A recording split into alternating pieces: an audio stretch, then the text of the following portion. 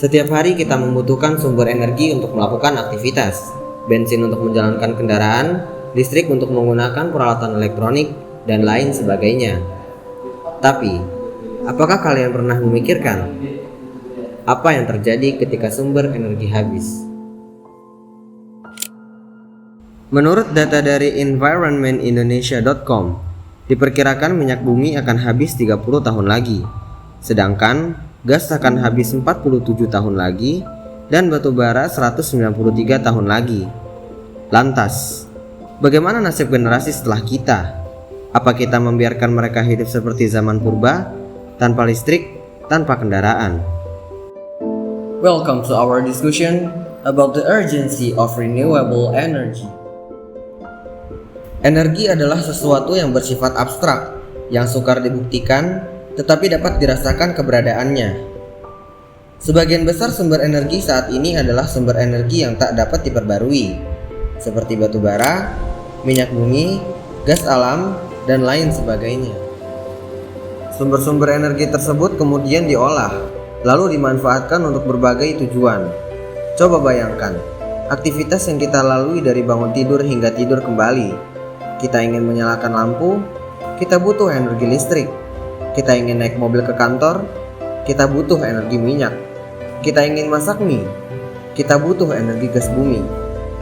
Hidup kita memang tidak pernah terlepas dengan yang namanya energi. Namun sayangnya, sumber-sumber energi tersebut suatu saat akan habis dan memiliki dampak yang buruk untuk kehidupan masa depan. Misalnya, pembakaran batu bara dapat menghasilkan sulfur dioksida dan nitrogen monoksida. Jika kedua zat itu bereaksi dengan air dan oksigen, maka akan terbentuk hujan asam yang dapat merusak bangunan dan ekosistem perairan. Contoh lain, penggunaan minyak bumi untuk bahan bakar kendaraan yang mengeluarkan karbon dioksida dapat menyebabkan terjadinya pencemaran udara. Selain hal tersebut, karbon dioksida yang dihasilkan juga dapat menyebabkan terjadinya pemanasan global. Lantas, apa yang harus kita lakukan?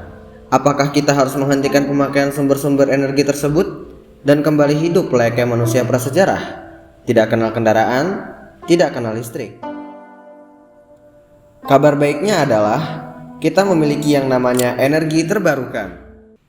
Energi terbarukan adalah sebuah sumber energi yang berasal dari alam yang mampu digunakan dengan bebas, mampu diperbarui terus-menerus dan tak terbatas jumlahnya. Sumber yang paling umum adalah angin, matahari, air, panas bumi, dan biomasa. Energi surya yang mengubah cahaya panas matahari menjadi energi listrik. Energi angin yang hanya menggunakan kekuatan angin.